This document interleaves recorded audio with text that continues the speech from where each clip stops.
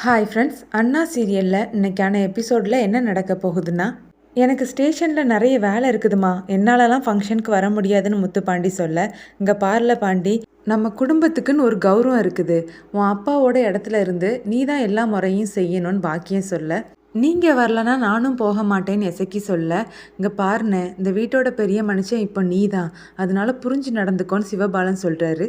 அத்தை, நீ மட்டும்தான் இப்போ தனியாக போகணும், வேணும்னா சிவபாலனையும் கூட கூட்டிகிட்டு போ, இவர் வராமல் என்னாலையும் வர முடியாது, அப்பா ஆத்தாவுடைய கல்யாணத்தை பார்க்க முடியாத பாவியாக நான் போயிட்டேன்னு எசக்கி புலம்புறாங்க. சனியனை கடத்துகிற விஷயத்தில் இப்போ நான் அங்கே இல்லாமல் இருக்கிறது ரொம்ப நல்லது தான், அதனால இந்த ஃபங்க்ஷனுக்கு போனாதான் என் மேலே யாருக்கும் சந்தேகம் வராதுன்னு முத்துப்பாண்டி நினைக்கிறாரு. அப்புறமா எசக்கியை பார்த்து, இப்போ எதுக்காக கண்ணை கசக்கிட்டு இருக்கிற, இப்போ என்ன கல்யாணத்துக்கு நான் வரணும் அவ்வளோ தானே, இருங்க நான் போய் ட்ரெஸ் மாற்றிட்டு வரேன்னு சொல்லிட்டு முத்துப்பாண்டி உள்ளே போகிறாரு. பரவாயில்லையேட்டி, அவனை கண்ட்ரோலுக்கு கொண்டு வந்துட்டேன்னு பாக்கியம் சொல்ல, எனக்கு புரியவே இல்லை மதனி, ஒன்று அழுறீங்க இல்லைன்னா வெக்கப்படுறீங்க, உங்கள் அலும்பு தாங்க முடியலேன்னு சிவபாலன் சொல்ல, டே வாயை மூடிட்டு இருடான்னு பாக்கியம் சொல்கிறாங்க. சண்முகம் வீட்டில் கல்யாண வேலை எல்லாமே நடந்துட்டு இருக்குது. பரணியும் ரத்னாவும் வெளியில் கோலம் போட்டுட்டு இருக்காங்க. ஃபங்க்ஷனுக்கு விருந்தாளிங்க எல்லாருமே வந்துட்டு இருக்காங்க. அப்போ ஒரு ஆட்டோவில் அந்த கேரளா ஆளும் வந்து இறங்குறாரு.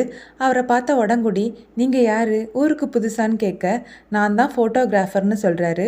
ஓ, படம் பிடிக்க வந்திருக்கீங்களா, வாங்க வாங்க வந்து உட்காருங்கன்னு சொல்லி சேரில் உட்கார வைக்கிறாரு. வெட்டுக்கிளி அந்த ஃபோட்டோகிராஃபர் கிட்ட, என்னை ஒரு நல்ல ஃபோட்டோவாக பிடிச்சி கொடுங்க, எங்கள் வீட்டில் எனக்கு பொண்ணு பார்க்குறாங்க, அதனால் இந்த ஃபங்க்ஷன்லேயே ஒரு நல்ல ஃபோட்டோவாக எனக்கு எடுத்துத்தாங்கன்னு கேட்க, சரின்னு அந்த ஃபோட்டோகிராஃபரும் சொல்கிறாரு. வீரா வந்திருக்க எல்லாருக்கும் காஃபி கொடுத்துட்ருக்காங்க. அப்போ பரணி அவங்கள பார்த்து, எசக்கிக்கு ஃபோன் போட்டியான்னு கேட்க, ஐயோ மறந்துட்டேன்டி, இரு ஃபோன் பண்ணுறேன்னு சொல்லி கால் பண்ணுறாங்க. பாக்கியம் ஃபோன் அட்டன் பண்ணுறாங்க. அத்தை, நீ கிளம்பிட்டியான்னு பரணி கேட்குறான்னு வீரா சொல்ல, இதோ கிளம்பிட்டேன்டி, இன்னும் கொஞ்ச நேரத்தில் நாங்கள் அங்கே வந்துடுவோம். ஆமாம், கல்யாணத்துக்கு முன்னாடி அண்ணனையும் மதனியும் கோவிலுக்கு அனுப்பணுமே, நீங்கள் அனுப்பிட்டீங்களான்னு பாக்கியம் கேட்க, இல்லைம்மா நாங்கள் இன்னும் அனுப்பலை, நீ வந்ததுக்கப்புறமா அனுப்பலான்னு இருந்தோன்னு பரணி சொல்ல, அதுக்கெல்லாம் நேரம் இல்லட்டி, நீங்கள் அனுப்பி வச்சிருங்கன்னு பாக்கியம் சொல்கிறாங்க. வைகுண்டமும் சூடாமணியும் ரெடியாகி வெளியில் வராங்க. அவங்கள பார்த்து எல்லாருமே சந்தோஷப்படுறாங்க.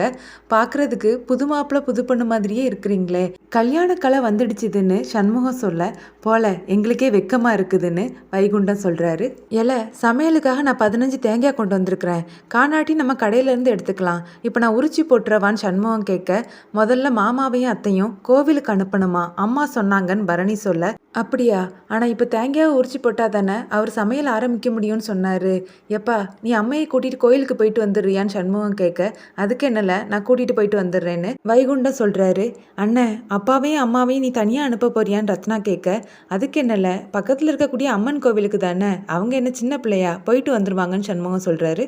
வைகுண்டமும் சூடாமணியும் ஆட்டோவில் ஏற போகிறத கவனித்த அந்த ஃபோட்டோகிராஃபர், நானும் உங்கள் கூட வரேன்னு சொல்ல, அங்கே போய் நீங்கள் என்ன பண்ண போகிறீங்கன்னு பரணி கேட்க, இல்லை கோவிலில் வச்சு ஃபோட்டோ எடுத்தால் நல்லா இருக்கும்னு அந்த ஃபோட்டோகிராஃபர் சொல்ல, ஆமாட்டி கோவிலில் வச்சு அம்மாவையும் அப்பாவையும் தனியாக எடுத்தால் நல்லா தான் இருக்கும்னு ரத்னாவும் சொல்கிறாங்க.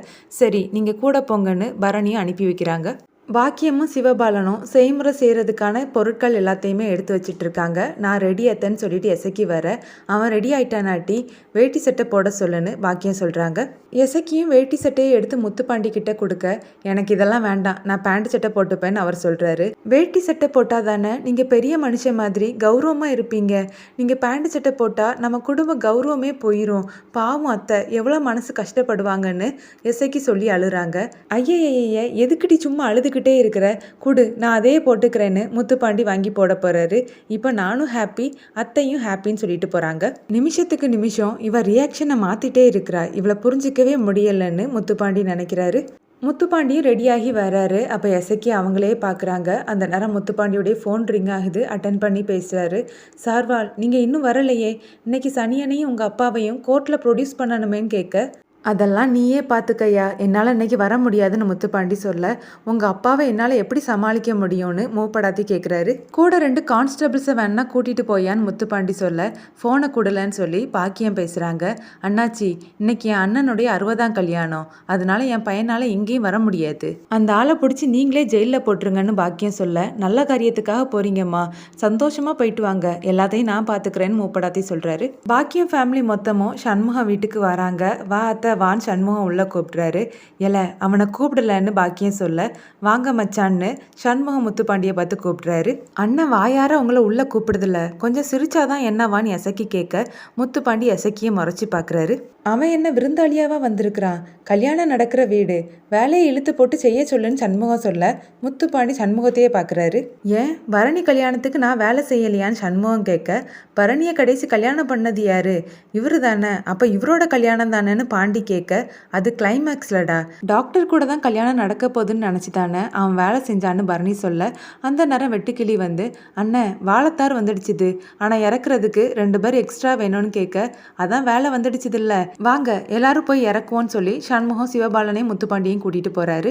வைகுண்டமும் சூடாமணியும் கோவிலுக்கு போகிறாங்க. அவங்க கிட்ட ஒருத்தர், உங்கள் பையன் சொன்னது மாதிரியே செஞ்சிட்டாரு, அந்த சவுந்தரபாண்டியுடைய வாயாலேயே சூடாமணினா நெருப்புன்னு சொல்ல வச்சுட்டாருன்னு பெருமையாக பேசுகிறாரு. அந்த நேரம் அங்கே ஐயர் வராங்க. வாங்க வாங்க, பாக்கியம்மா நேத்தே என்கிட்ட சொல்லிட்டாங்க, உங்கள் பேரில் ஸ்பெஷல் அர்ச்சனை இருக்குது, 2 பேரும் வாங்கன்னு சொல்லி வைகுண்டத்தையும் சூடாமணியையும் கூப்பிட, கூடவே ஃபோட்டோகிராஃபரும் போகிறாரு. நீ யாருப்பான்னு ஐயர் கேட்க, அவர் நம்ம ஆள் தான் சாமி, ஃபோட்டோ எடுக்கிறதுக்காக வந்திருக்காருன்னு வைகுண்டம் சொல்ல, ஐயா உங்களுக்கு தெரியாததுன்னு இல்லை, சன்னதியில் ஃபோட்டோலாம் எடுக்கக்கூடாதுன்னு ஐயர் சொல்கிறாங்க. நான் ஃபோட்டோ எடுக்க மாட்டேன், கூட வந்து நிற்கலாமான்னு அந்த ஃபோட்டோகிராஃபர் கேட்க, வேண்டாம்ப்பா ஐயர் சொல்கிறத கேளு, நீ கேமராவோட சாமி சன்னதியில் நிற்கிறத யாராச்சும் பார்த்தா பெரிய பிரச்சனை ஆயிரும், உனக்கு சாமி கும்பிட்டணும்னா அது எல்லாத்தையும் கலத்தி வச்சுட்டு வான்னு சொல்லி கூப்பிட்றாங்க. அந்த ஃபோட்டோகிராஃபர் அவரோட பேக்கில் இருந்த கன்னை லோட் பண்ணி அவருடைய பேண்ட்டில் சொருகி வச்சுக்கிறாரு. அதே நேரம் 2 எலக்ட்ரீஷியன் ஐயர்கிட்ட வந்து கூப்பிட்டீங்களா சாமின்னு கேட்க, ஆமாம் அங்கே பாருங்க ஒயர் அருந்து கிடக்குது, யாருக்காவது ஷாக் அடிச்சிட போகுது, சீக்கிரமாக அதை போய் சரி பண்ணுங்கன்னு சொல்ல, நாங்கள் பார்த்துக்குறோன்னு சொல்லிட்டு அந்த எலக்ட்ரீஷியனும் போகிறாங்க. கோர்ட்டில் ப்ரொடியூஸ் பண்ணுறதுக்காக சவுந்தரபாண்டியையும் சனியனையும் கூட்டிகிட்டு 4 கான்ஸ்டபிள்ஸ் ஜீப்பில் போயிட்டுருக்காங்க. ஒரு கான்ஸ்டபிள் மூப்படாதி கிட்ட, சார்வால் நம்ம கேஸ் எத்தனாவது கேஸு, பிபி கிட்ட விசாரிச்சிங்களான்னு கேட்குறாரு. அவன் தான் ஃபோனை எடுக்க மாட்டேங்கிறானேன்னு மூப்படாத்தி சொல்ல, இன்னும் கோர்ட்டில் கேட்டே திறந்திருக்க மாட்டான்ல, கொஞ்ச நேரம் இதில் நிறுத்த சொல்லு, நம்ம அப்புறமா போய்க்கலான்னு சவுந்தரபாண்டி சொல்ல, சார்வால் நீங்கள் முதலாளி இல்லை, இப்போ அக்யூஸ்டு, இந்த ஜிபி நீ கோர்ட்டில் தான் நிற்கும்னு மூப்படாத்தி சொல்ல, எனக்கு டீ வேணும்லன்னு சவுந்தரபாண்டி சொல்கிறாரு. அதெல்லாம் முடியாதுன்னு மூப்படாத்தி சொல்ல, இங்கே பாருங்க சார், அவர் அக்யூஸ்டு மட்டும் இல்லை, உங்கள் இன்ஸ்பெக்டருடைய அப்பா, அவருக்கு ஏதாவது ஆச்சுதுன்னா நீங்கள் இன்ஸ்பெக்டர் கிட்ட பதில் சொல்லணும், அவருக்கு டீ வாங்கி கொடுங்கன்னு சனியன் சொல்கிறாரு. அதுக்கு சப்போர்ட்டாக ஒரு கான்ஸ்டபிளும் பேச, மூப்படாதி ஒரு டீ கடைக்கிட்ட ஜீப்பை நிறுத்தி டீ வாங்கி கொடுக்குறாரு. அதே டீ கடையில் முத்துப்பாண்டி ஏற்பாடு பண்ண ஆட்களும் ஒரு காரில் இருக்கிறாங்க. அவங்க சவுந்தரபாண்டியை பார்த்ததும் முத்துப்பாண்டிக்கு கால் பண்ணி, அப்பாவை பார்த்துட்டோம் சார், இப்போ அவங்க டீ கடை முன்னாடி தான் இருக்கிறாங்க, எப்படியும் கோர்ட்டுக்கு போகிறதுக்கு முன்னாடி நாங்கள் சனியனை தூக்கிடுவோன்னு சொல்ல, செஞ்சு முடிச்சுட்டு எனக்கு கால் பண்ணுங்கன்னு முத்துப்பாண்டி சொல்கிறாரு. அப்புறமா மூப்படாத்திக்கு முத்துப்பாண்டி கால் பண்ணி அப்பா கிட்ட ஃபோனை கொடுன்னு சொல்ல, இந்தாங்க சார்வால், இன்ஸ்பெக்டர் உங்ககிட்ட பேசணுமான்னு சொல்லி மூப்படாத்தி ஃபோனை கொடுக்க, சவுந்தரபாண்டி அந்த ஃபோனை வாங்கிட்டு தள்ளி வந்து நின்று பேசுகிறாரு. என்னல நீ ரெடி பண்ண ஆட்கள் எல்லாரும் சனியனை தூக்குறதுக்கு ரெடியாக இருக்காங்களான்னு சவுந்தரபாண்டி கேட்க, உங்கள் முன்னாடி ஒரு வெள்ளை கார் இருக்குது பாருங்கன்னு சொல்ல, சவுந்தரபாண்டியும் பார்க்குறாரு. அது நம்ம கார் தான், அதில் இருக்கக்கூடிய ஆட்களும் நம்ம ஆட்கள் தான், கோர்ட்டுக்கு போகிறதுக்கு முன்னாடி அவங்க எல்லாரும் சனியனை தூக்கிடுவாங்கன்னு சொல்ல, சரியில்ல, அதே மாதிரி நானும் உன்கிட்ட ஒரு முக்கியமான விஷயம் சொல்லணும். என்ன விஷயம்னு முத்துப்பாண்டி கேட்க, நானும் ஆளை ஏற்பாடு பண்ணிட்டேன்ல, அந்த சூடாமணியை போட்டு தள்ளுறதுக்குன்னு சொல்கிறாரு. அதை கேட்டு முத்துப்பாண்டி ஷாக் ஆகுறாங்க. இதோட இன்னைக்கான எபிசோட் முடியுது.